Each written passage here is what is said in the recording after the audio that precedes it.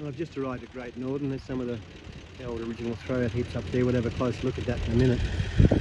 And that's Alec, West Australian General Manager, in the grader up there. We just arrived on site. We're about to do some tidy up of the tracks and also put some pads in for the drilling program that's about to start. So it's all on the go. You can see the terrain. It's quite lovely country around here.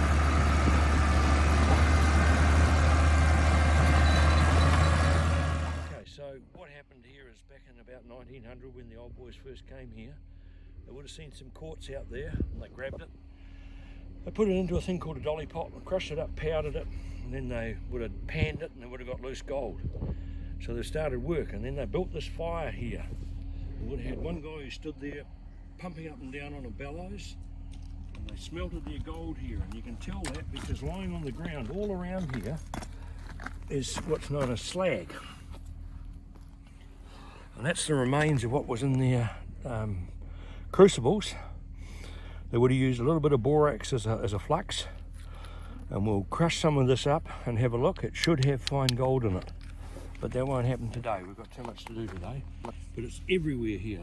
Just imagine there would have been one of the old boys standing here, and he would have been doing this, holding onto a tree, pumping up and down because the bellows in there to blow the fire, because the mulga, which is the timber around here, will burn at a temperature high enough to smell gold. And what they've done is they've taken all the material out. It was mainly quartz, you can see it lying around here. And over here they've actually filled it back in so they could walk over it. They've gone down, maybe 80 odd feet, but it's extremely hard pulling the stuff up on this size sort of slope.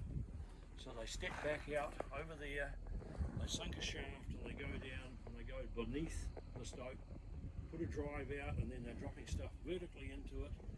Then they pull it out and lift it up a vertical shaft. It's just much easier from a labour point of view. This down, it goes down, there'll be drives going along here, all the way and going out to it. And once they got deep enough, if it went long enough and was good enough, they'd then swap and go the other side because they've gone past the stope or through it, and they'd work out there. And hopefully, if all this comes together, we'll know whether they did and whether we can do something similar. Or put machines in and pull it apart, but that's what we're here. We're drilling to find out what actually is here. We've got existing drilling, but it's not compliant with JORC results, and that's what we're doing here. We're going to put some holes in the ground, and Mark will go and show you the pegs we've got in, and then I'll get the grader and we'll clean the pads up, get it all ready so that in a few days' time the drill can come in, stick some holes down, and then depending how long the labs take, we'll know the answers. Spoils mound, and that's it there. Probably going to pop a head up here of some sort at some stage. They would have taken the ore back up and out. So here's one of the holes that was drilled in 1987.